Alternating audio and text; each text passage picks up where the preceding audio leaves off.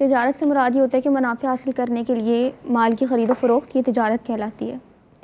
اور تجارت نہ صرف ایک بابرکت بلکہ افضل ترین کمانے کا ذریعہ ہے، اس کو افضل ترین پیشہ بھی قرار دیا ہے۔ مختلف طریقے ہوتے ہیں مال کمانے کے، ان میں سے ایک تجارت بھی ہے کہ انبیاء کرام علیہم السلام نے بھی تجارت کو اختیار فرمایا، اور خصوصاً حضور جان عالم صلی اللہ تعالیٰ علیہ وآلہ وسلم نے بھی تجارت فرمائی۔ صحابہ کرام رضوان اللہ علیہم اجمعین میں سے بھی کافی اجلہ صحابہ نے تجارت کو اپنا پیشہ بنایا، جن میں حضرت ابوبکر صدیق رضی اللہ تعالیٰ عنہ ہیں، حضرت عثمان غنی ہیں، حضرت عبد الرحمن بن عوف وغیرہ۔ اسی طرح تابعین میں امام اعظم، انہوں نے بھی تجارت کو اپنا پیشہ بنایا۔ سبحان اللہ۔ تو لہٰذا تجارت کرنے میں برکت بھی بہت ہے، اور اسی طریقے سے یہ افضل ترین طریقہ ہے، اور تجارت معاشی استحکام کو بھی بڑھاتی ہے، یعنی انسان کو ڈیپینڈنٹ ہونے سے بھی یہ بچاتی ہے۔ جب انسان خود تجارت کر رہا ہوتا ہے تو پھر حدیث مبارکہ میں بھی آیا کہ سب سے بہترین کمائی وہ ہوتی ہے کہ جو انسان خود یعنی کماتا ہے اپنی محنت سے۔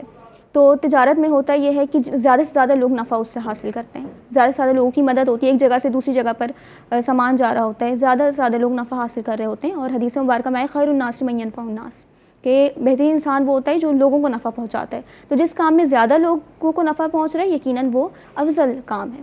تو تجارت میں بھی اسی طرح ہوتا ہے کہ زیادہ سے زیادہ لوگ اس سے فائدہ اٹھا رہے ہوتے ہیں۔ حدیث مبارکہ میں بھی متعدد مقامات پر تجارت کی فضیلت بیان ہوئی ہے، لیکن تجارت کے لیے بھی وہ تجارت جس کے اندر دیانت داری شامل ہو، جس کے اندر جھوٹ نہ شامل ہو، وہی پھر تجارت عبادت بھی بنتی ہے۔ اگر تجارت کے اندر جھوٹ شامل ہو، ذخیرہ اندوزی ہے، سود ہے، یا ناپ تول میں کمی کی جا رہی ہے، تو پھر ایسی تجارت برکت نہیں بلکہ پھر یہ گناہ کا باعث بن جاتی ہے۔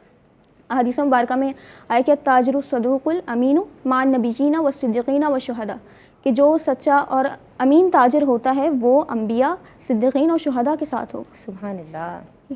تو حدیث مبارکہ میں ایک اور مقام پر یہ بھی لیکن ارشاد فرمایا کہ وہ تاجر، روایت کا مفہوم ہے کہ جو جھوٹ نہیں بولتا، جو خیانت نہیں کرتا، وعدہ خلافی نہیں کرتا، اور جب وہ یعنی وہ شخص جو کوئی چیز خریدنے جا رہا ہو تو اس چیز کی مذمت بیان نہیں کرتا۔ عموماً ہوتا ہے نا بارگیننگ کرتے ہوئے، چیز تو خریدنی وہی ہے لیکن اس کی مذمت بیان کریں۔ اسی طرح اگر بیچ رہا ہے تو پھر اس کی بہت زیادہ تعریفات نہیں کرتا، یعنی حد سے زیادہ۔ اس طرح کے تاجر کے حوالے سے فرمایا کہ یعنی ایسا تاجر فلاح پانے والا ہے، کہ ایسا تاجر جو ہے اس کی تعریف حدیث مبارکہ میں بیان ہوئی ہے کہ یہ تجارت افضل اسی وقت ہوگی کہ جب اس کے اندر یہ صفات نہ ہو، کہ وہ دھوکہ نہ دے، وہ جھوٹ نہ بولے تجارت کے وقت۔ جی۔ تو لہٰذا تجارت اٹ سیلف ہی اچھا پیشہ ہے، سب سے اچھا کمانے کا طریقہ ہے، تو اس کے اندر اگر یہ ساری خرابیاں شامل ہو جائیں گی تو گناہ کا باعث بن جائے گی۔ تو تجارت اختیار کریں تو اس کے ساتھ ساتھ دیانت داری کا بھی خیال رکھیں، وعدہ خلافی نہ ہو، اس میں جھوٹ بول کے چیز نہ بیچی جائے۔ اگر یہ تمام چیزوں کا خیال رکھا جائے گا تو اللہ رب العزت اس میں مزید برکت بھی عنایت فرمائے گا۔